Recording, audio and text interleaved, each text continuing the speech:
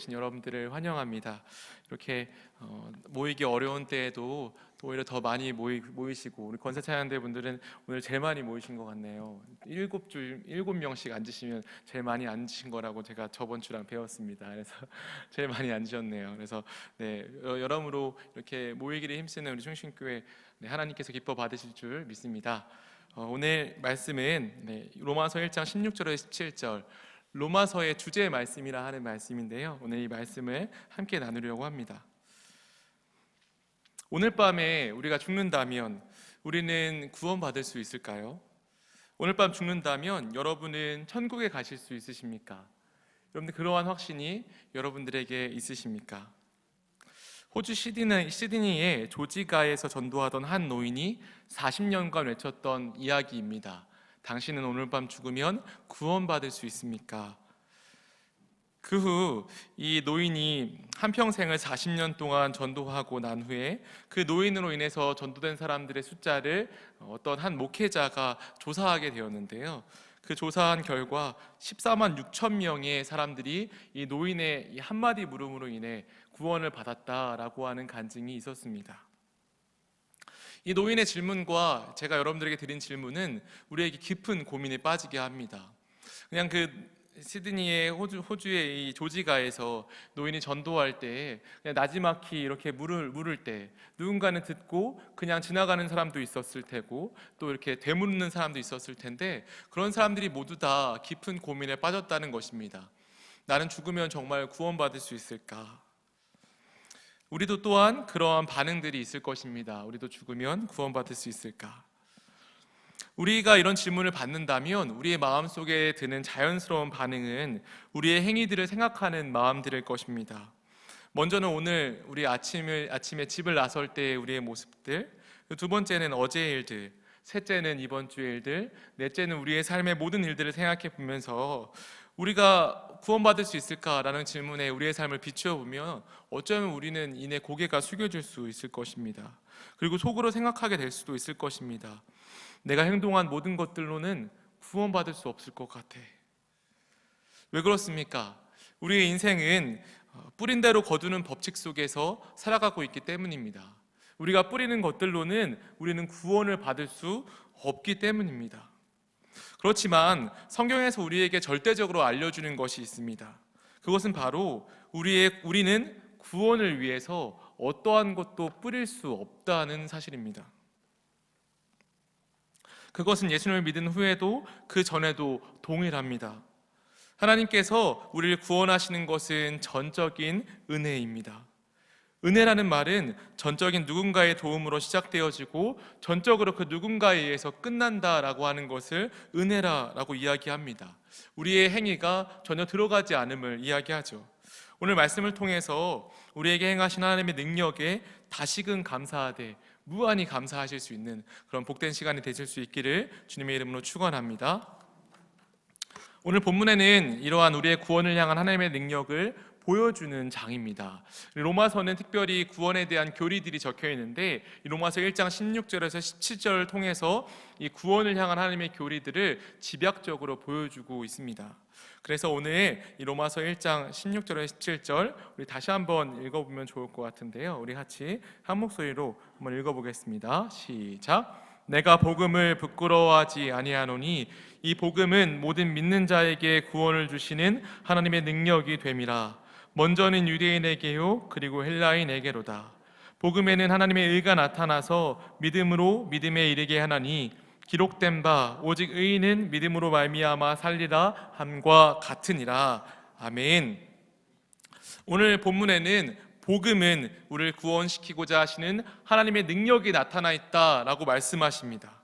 그리고 그 복음은 하나님의 능력인 그 믿음을 우리들에게 주셔서 믿음으로 구원받아 믿음으로 살아가는, 즉 의인은 믿음으로 사는 것에 대해서 가르쳐 주고 있습니다.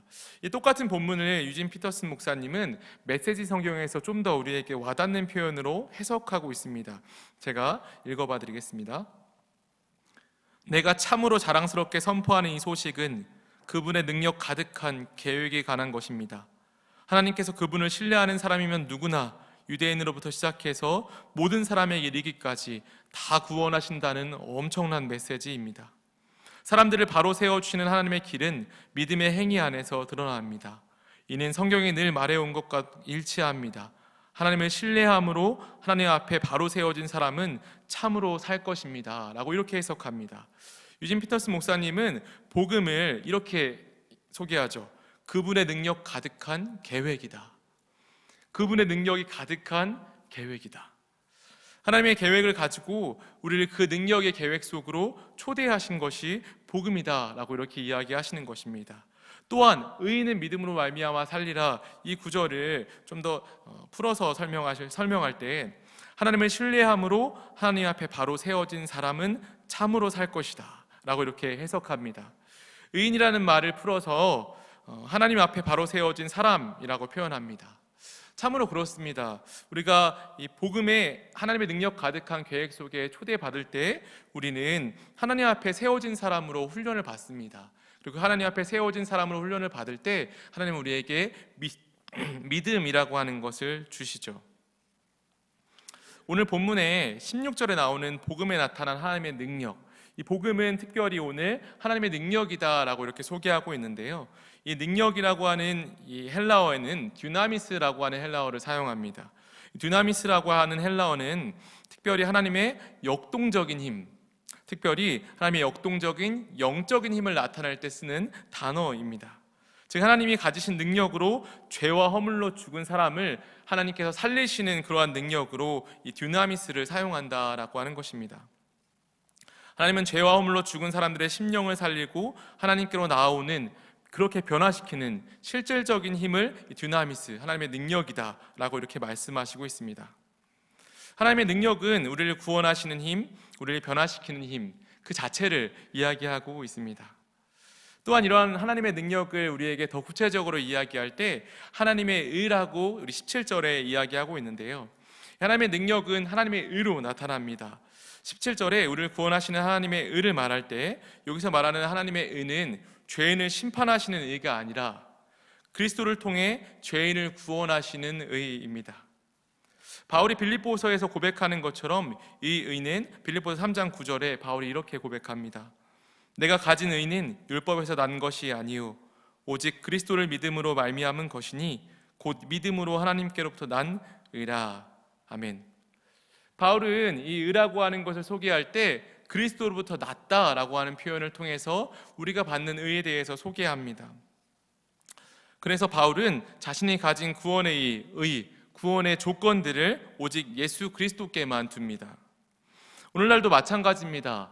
바울과 같이 팀 켈러 목사님도 구원은 우리가 행하는 무엇이 아니라 우리를 위해 행해진 무엇이며 복음은 무엇보다도 우리를 위해서 행하신 그리스도의 일하심에 대한 소식이다 라고 표현합니다. 자, 하나님께서 이 팀 켈러 목사님에게 주신 지혜는 복음은 우리로부터 나오는 것이 아니라 하나님께서 주신 것이며 하나님께서 그리스도를 통해서 일하신 것에 대한 소식이다 라고 이야기하는 것입니다. 복음은 철저히 복된 소식입니다. 예수 그리스도께서 우리를 위해서 행하신 모든 것들은 우리가 행한 것이 아니라 예수님께서 행하신 것입니다. 그렇게 구원에 있어서 우리의 행위, 즉 선행은 어떠한 구원을 향한 조건이 되지 않습니다. 구원에 우리의 선행을 더하는 것이 아니란 말입니다. 단지 우리는 하나님의 능력으로 구원받았다라고 할 수 있는 것입니다. 루터는 복음을 받아들이는 참된 믿음이 있다면 언제나 필연적으로 선행은 뒤따라온다라고 이렇게 이야기하였습니다. 더하여 사랑의 실천 행위들은 복음을 구현하는 것이지 이 구원에 더하여지는 것이 아니다라고 설명을 합니다. 복음을 믿는다면 자연스럽게 따라오는 것이 선행이지 선행을 통해 복음에 무엇인가를 더하는 것이 아니라라고 선포하는 것입니다. 하나님께서는 이러한 방법을 기뻐하셨습니다. 그리고 우리의 선행이 아닌 하나님의 능력으로 우리를 전적으로 구원하시는 것을 기뻐하셨습니다. 왜냐하면 우리 안에는 이런 그런 구원을 향한 의들이, 구원을 위해서 할 수 있는 그런 조건들이 우리 안에서 나오지 않기 때문이죠. 하나님의 능력인 복음에는 하나님의 능력들이 나타나 있습니다. 복음 자체는 하나님의 능력인 것입니다. 그렇다면 복음에는 어떠한 하나님의 능력이 드러났을까요? 우리 복음을 집약적으로 잠깐 살펴보려고 합니다. 복음은 첫 번째로 예수님의 성육신이 나타나 있죠. 예수님은 죄 있는 인간의 죄를 사하시려고 원상 회복의 법칙을 이루시기 위해 인간이 되어 이 세상 속으로 오셨습니다. 가장 높은 곳에서 가장 낮은 곳으로 오셔서 신인 예수님께서 인간이 되신 것입니다. 이는 참으로 신비입니다. 하나님께서 가장 높으셨던 그의 아들 예수 그리스도를 가장 낮은 곳으로 보내신 것은 우리의 죄를 없이 하기 위해서, 우리를 위해서 대속의 죄를 짓기, 대속의 그러한 일을 하기 위해서 인간으로 예수님을 보내신 것입니다. 두 번째로 예수님은 대속을 통하여 복음을 이루셨습니다. 예수 그리스도는 말씀이 요구하시는 대로 완벽한 삶을 사신 유일한 분이십니다. 히브리서 4장 15절에 예수님을 이렇게 기록합니다. 우리에게 있는 대제사장은 우리의 연약함을 동정하지 못하실 리가 아니요 모든 일에 우리와 똑같이 시험을 받으신 이로되 죄는 없으시니라. 아멘. 예수님은 그렇게 하나님 앞에 완전한 삶을 사셨습니다. 삶의 마지막에 그렇게 완벽한 삶을 사셨기에 축복과 영광을 받으실 자격이 충분하셨지만, 그리고 반면 우리는 예수님 비해서 모든 죄를 지으며 살았기에 삶의 마지막에 거절과 비난을 받아도 마땅한 존재들이었습니다. 그렇지만 때가 완전히 찼을 때 예수님께서는 자신이 받아야 될 모든 영광들을 취하지 않고 십자가에서 우리 대신 거절과 정죄를 당하셨습니다. 우리가 받아야 할 마땅한 죄의 형벌들을 온전히 예수님이 다 받으신 것입니다. 베드로전서 3장 18절은 예수님의 십자가 사건을 이렇게 기록합니다. 그리스도께서 단번에 죄를 위하여 죽으사 의인으로서 불의한 자가 대신 하셨으니 이는 우리를 하나님 앞으로 인도하려 하심이라. 육체로는 죽임을 당하시고 영으로는 살리심을 받으셨으니. 아멘. 예수님은 우리를 하나님께로 인도하시기 위해서 십자가에서 그 모진 고통을 다 받으셨다라고 증언합니다. 그래서 예수님을 믿을 때 그분이 받기에 합당한 축복과 영광을 우리가 받도록 예수 그리스도께서는 십자가에서 죽으신 것입니다. 그리고 예수님의 모든 구원의 의들, 이런 구원의 그런 축복과 은혜들을 우리에게 주시는 것을 전가라고 하는 단어로 설명합니다. 전가라고 하는 단어는 금융권에서 사용하는 단어입니다. 이 단어의 뜻은 계산하다, 이체하다라고 하는 뜻을 가진 단어입니다. 돈을 보낼 때에 가운데에 가리는 것이 없이 돈을 보낼 때 그 자리에서 바로 보내지는 것처럼 막힘이 없이 전달되어진다라고 하는 것을 설명할 때 전가라고 하는 단어를 사용하는 것입니다. 하나님께서 예수님을 통해서 우리를 위해서 구원의 모든 조건들을 이 세상에서 다 이루시고 이것을 우리의 것이 되게 하실 때 믿는 자들에게 전가해 주십니다. 아무런 막힘이 없이 이 구원의 이들이 우리의 것이 될 수 있도록 주시는 것입니다.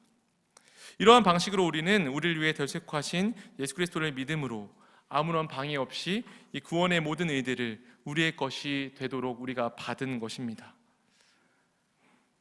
예수님의 의로움이 우리 것이 되어 하나님의 판결대 앞에서 법적으로 의롭다고 하나님께서는 우리를 칭히 의롭다 칭하여 주신 것입니다. 세 번째로 예수님은 궁극적으로 세상에 어그러진 것을 회복하시고 만사를 올바르게 만드십니다. 예수님이 재림하실 때에는 세상을 심판하시며 모든 악과 고통, 파괴, 죽음을 종료시킬 것입니다. 예수님이 우리를 구원하신 최종적인 목적은 물질 세상을 갱신하고 회복하며 우리의 영혼뿐 아니라 우리의 몸까지 모두 구속하시는 것이기 때문입니다. 이 예수님의 이런 우리 구원을 향하신 모든 의들, 구원을 향하신 모든 열심들은 하나님께서 우리에게 선물로 주셨습니다. 그리고 이 모든 것을 받을 수 있도록 믿음을 우리에게 허락하셨습니다. 에베소서 2장 8절에 이렇게 기록합니다. 너희가 그 은혜를 인하여 믿음으로 말미암아 구원을 얻었나니 이것이 너희에게서 난 것이 아니요 하나님의 선물이라. 하나님께서는 하나님의 선물로 예수 그리스도께서 이 땅에 행하신 모든 것들을 우리에게 주시길 기뻐하셨습니다. 그리고 이것을 하나님의 능력이다, 나의 능력이다, 너는 믿음으로 이 모든 것들을 취하라 라고 말씀하시고 이것을 내가 너희에게 주는 선물이다 라고 하시는 이 구원의 방법을 기뻐하셨습니다. 구원에 있어서 우리의 어떠한 노력도 어떠한 힘도 들어가지 않는 것입니다. 여러분들은 누군가에게 선물을 드려본 적이 있으십니까? 선물을 준비할 때의 그 설레는 마음들 다 느껴보셨죠? 그리고 그 선물을 주었을 때에 받는 사람이 기뻐하는 그 반응들, 그런 것들을 기대하면서 선물을 준비하지 않습니까? 저는 지금의 아내를 만나고 30일 만에 커플링을 주었습니다. 뭐 옆에 있는 친구들이 다 만류했죠. 뭐 30일 만에 커플링을 주냐, 뭐 이렇게 만류하기도 했지만 그래도 그냥 주었습니다. 왜냐하면 뭐 고가의 선물이어도 아내에 대한 확신이 있었고 이 아내에게 모든 걸 막 주고 싶었어요. 뭐 그동안 막 있는 것도 막 다 주고 싶고 그래서 이렇게 커플링을 준비하면서 너무 빨리 주긴 했지만 줄 때에 그 기쁨은 이루 말할 수 없었습니다. 여러분들도 누군가에게 선물을 줄 때에 그 선물을 누군가에게 주는 그 기쁨과 또한 그 사람이 받을 때의 그 행복감을 상상할 때 그 선물은 우리에게 참 의미가 있지 않습니까? 하나님께서 우리에게 선물로 주신 이 구원, 이 선물로 주신 예수 그리스도의 모든 구원에 대한 의도, 하나님께서 우리에게 주실 때의 마음은 그러했을 것입니다. 우리 모두에게 이 구원이라고 하는 선물을 주실 때에 우리 한 사람 한 사람이 구원이라고 하는 선물을 받고 이 구원이라고 하는 선물을 기뻐해서 이 땅을 이 구원이라고 하는 선물의 기쁨으로 살아가는 그러한 사람들로 여러분들 한 명 한 명에게 이러한 선물을 주신 줄로 믿습니다.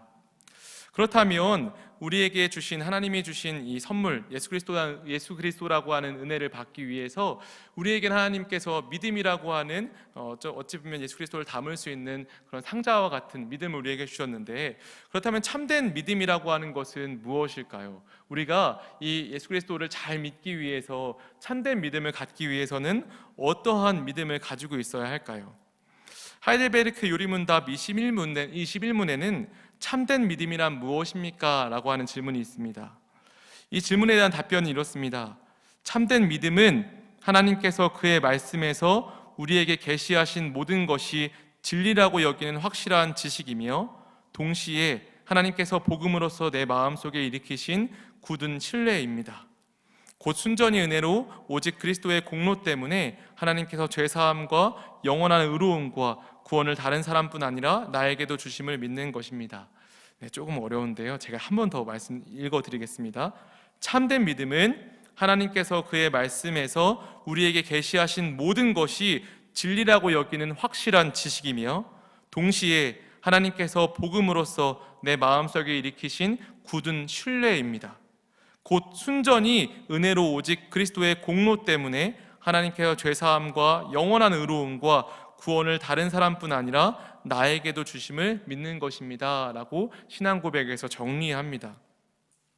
이 내용으로 이제 여러분들과 함께 이 말씀을 우리가 적용하기 위해서 이 예수 그리스도라고 하는 선물을 받는 믿음이 우리에게 어떻게 참되게 자리 잡을 수 있는지, 참된 믿음이라는 건 무엇인지 대해서 생각해 보면서 말씀을 마무리하려고 합니다. 참된 믿음이라는 것을 정리할 때 먼저 믿음이란 예수 그리스도의 일하심에 대한 참된 지식입니다. 예수 그리스도께서 우리를 위해서 어떤 일을 하셨는지에 대해서 지식적으로 정확히 알고 있는 것입니다.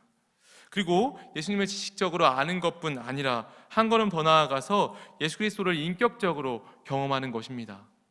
우리의 삶 가운데 우리가 아는 그 예수 그리스도의 지식이 우리가 기도할 때, 우리의 삶을 살아갈 때 예수님께서 우리에게 직접 찾아오셔서 말씀하시는 그러한 모든 것들 속에서 예수님을 알아가는 것입니다.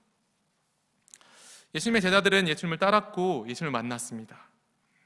그때에만 예수님을 만날 수 있는 것은 아닙니다. 지금도 우리는 여전히 예수님을 성령을 통해서 손에 손을 잡듯이 예수님을 만날 수 있습니다.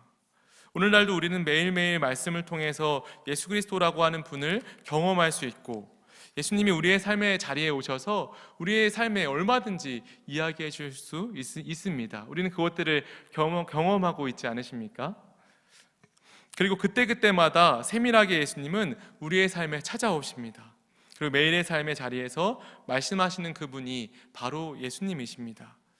우리 이러한 삶의 자리에서 만남을 통해 이러한 예수님에 대한 확신으로 이어지게 됩니다. 그렇게 둘째로 이 믿음의 성격은 확신이라고 하는 특징을 가지고 있습니다. 우리에게 누군가 당신은 무엇을 믿습니까? 라고 묻는다면 여러분들은 뭐라고 대답하시겠습니까? 여러분들은 교회에서 여러분들은 무엇을 믿습니까? 라고 하면 여러분들은 대답할 말이 있으십니까? 두 번째, 이 믿음의 내용, 확신이라고 하는 내용은 우리에게 누군가 당신은 예수님에 대해서 무엇을 믿습니까? 라고 묻는다면 그거에 대한 대답을 이야기합니다. 우리가 확신 있게 우리가 믿는 예수님에 대해서 고백할 수 있는 것이 믿음의 두 번째 성격이라고 하는 것입니다. 제가 준비한 대답은 이렇습니다. 우리의 공로와는 무관하게 오직 그리스도의 공로 때문에 우리의 죄가 용서되었고 그리스도의 공로로 인하여 죄의 용서와 영원한 의로움과 다른 모든 구원의 은사가 저에게 주어졌습니다 라고 하는 이 확실한 고백, 이런 고백이 우리의 믿음 안에, 이 믿음의 내용 안에 있습니다. 여러분들도 누군가가 이렇게 묻는다면 우리가 믿는 바를 확실히 이야기할 수 있기를 바랍니다. 우리가 믿는 것을 확신한다는 것은 우리가 믿는 바를 이야기할 수 있고 더 나아가 전도할 수 있는 것을 말합니다. 확신이 없다면 우리는 전도할 수 없습니다. 우리가 믿는 이 복음을 자랑스러워하지 못합니다. 왜냐하면 우리 마음속에 이 복음에 대한 확신이 없기 때문입니다. 여러분은 여러분이 가지고 있는 이 복음에 대한 진실한 확신이 있으십니까? 우리가 이 복음을 전할 때에 이 복음이 능력이 있다라고 하는 것을 체험해 보신 적이 있으십니까? 바울이 빌립보에서 전도할 때에 루디아라고 하는 이방 여인을 만나게 됩니다. 그리고 사도행전 16장 14절에 이 루디아를 만난 사건을 이렇게 기록합니다. 두아디라시에 있는 자색 옷감 장사로서 하나님을 섬기는 루디아라 하는 한 여자가 말을 듣고 있을 때에 주께서 그 마음을 열어 바울의 말을 따르게 하신지라. 아멘. 하나님께서 바울의 이야기를 할 때, 바울이 말씀을 전할 때 루디아의 마음속에 찾아가서 그 루디아의 마음을 열었다라고 표현하십니다.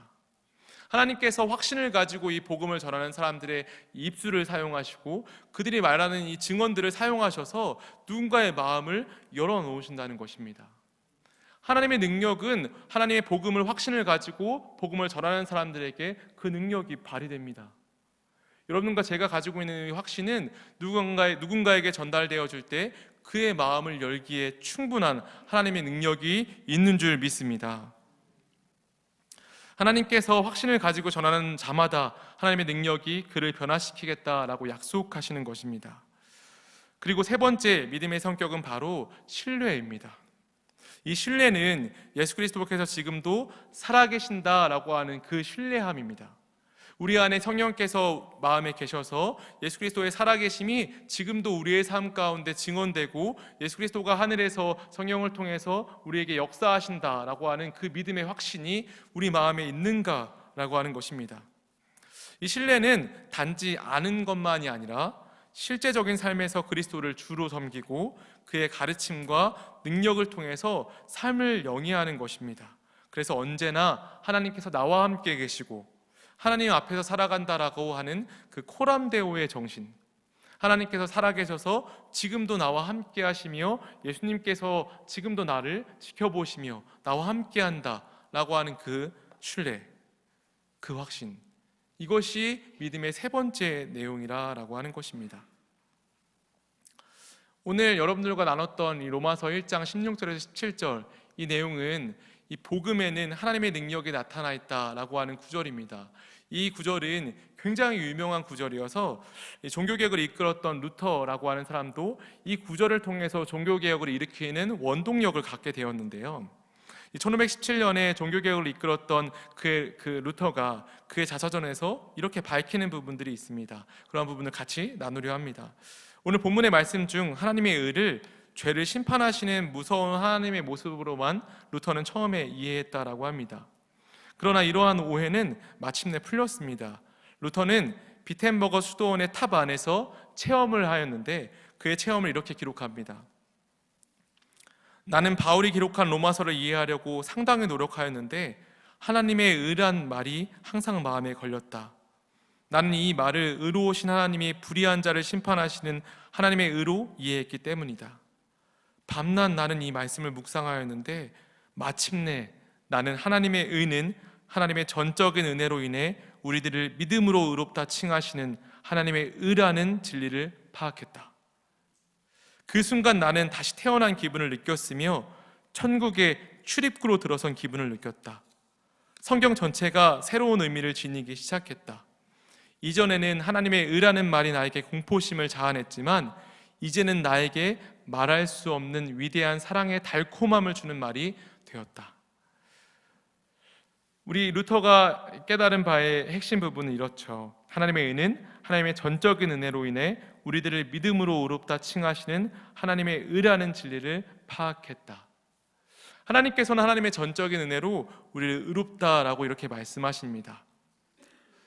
그리고 이 말을 통해서 루터가 고백하는 것은 이 말을 통해 천국에 들어가는 출입구로 이 말씀을 믿게 되었다라는 것입니다. 우리가 오늘 여러분과 나눈 복음에는 자유함이 있습니다. 여러분과 저의 행동과 행위, 여러분들이 지금까지 어떻게 살았든, 여러분들이 어떤 사람이든 그것과 전혀 무관하게 하나님께서 우리라고 하는 한 사람 한 사람에게 주시는 선물이 이 구원에 대한 의, 구원에 대한 복음의 소식이라고 하는 것입니다. 우리는 어떠한 행위를 통해서 이것을 받지 않았기 때문에 우리는 값없이 이 은혜를 받았다라고 말할 수 있습니다. 하지만 이 값없음은 기쁨을 수반합니다. 우리에게 매일매일마다 이 구원에 대한 기쁨이 이어지지 않는다면 우리는 어쩌면 이 값없는 구원에 대한 진리에서 벗어난 것입니다. 우리 마귀는 계속해서 우리에게 유혹하는 것이 너의 행위로 구원받아야 돼, 너가 한 행위들로 구원을 이룰 수 있어 라고 하는 그러한 유혹들이 우리의 삶 가운데 가득합니다. 그래서 어쩌면 이 구원에 우리의 선행을 더하려고 하는 것이 우리 그리스도인의 모습일 수 있습니다. 하지만 우리가 이 구원에 우리의 선행을 더하면 더하려 할수록 우리는 구속되게 될 것이고 자유함의 기쁨이 사라지게 될 것입니다. 오늘 여러분들과 함께 나눈 이 구원의 하나님의 능력은 하나님의 전적인 능력으로 여러분들을 구원하신 선물의 은혜, 바로 그것입니다. 이 구원의 은혜, 이 선물의 은혜를 우리가 깊이 깨달을 때 우리 안에 자유함이 있고, 비로소 우리는 이 말씀이 우리 안에 계속해서 이 말씀을 지켜야 돼 이런 것이 아니라 그 기쁨 안에서 누리다 보니 말씀을 지키는 것이 더 기쁘고, 말씀을 하나하나 더 지킬수록 하나님께 주시는 기쁨이 더 무궁무진하니 이 말씀 속에서 우리의 삶을 살아가는 것이 참으로 기쁘구나 라고 하는 진실된 깨달음 속에서 우리는 이 말씀 속에 행복한 삶을 살아낼 수 있습니다. 하나님의 능력을 경험할 때, 전적인 하나님의 능력으로 우리가 구원받았음을 깨달았을 때 우리는 루터의 말처럼 천국의 입구에서의 기쁨을 누리게 되는 것입니다. 아멘이십니까? 하나님의 능력은 구원을 깨닫게 할 뿐 아니라 끝끝내 우리를 하나님의 나라로 인도하게 될 것입니다. 하나님의 능력은 우리의 구원의 시작이요 우리의 구원의 끝입니다. 우리는 하나님의 능력으로 이 땅에서 예수 그리스도를 닮아가는 선행을 하게 될 것이며, 하나님의 능력이 마침내 하나님의 영광을 나타내시는 데에 우리를 사용하게 될 것입니다. 할렐루야. 우리가 해야 하는 것은 이러한 하나님을 진심으로, 전심으로 찬양하며 하나님을 찬양하는 삶을 사는 것입니다.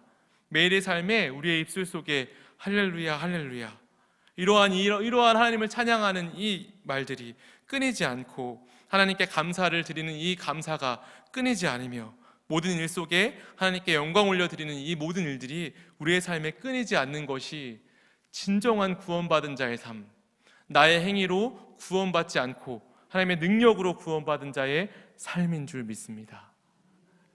오늘 이 말씀을 듣고 돌아가시는 여러분, 구원에 대해서 우리가 그동안 오해를 갖고 있는 것들, 우리의 선행을 더한다라고 하는 그러한 오해를 갖고 있는 것들을 오늘 이 말씀을 통해서 끊어버리고, 선물인 그 구원의 은혜, 하나님께서 값없이 주신 그 구원의 은혜 속에 자유함을 누리며 기쁨이 회복되실 수 있기를 하나님의 이름으로, 예수님의 이름으로, 성령님의 이름으로 축원합니다. 아멘. 함께 기도하겠습니다.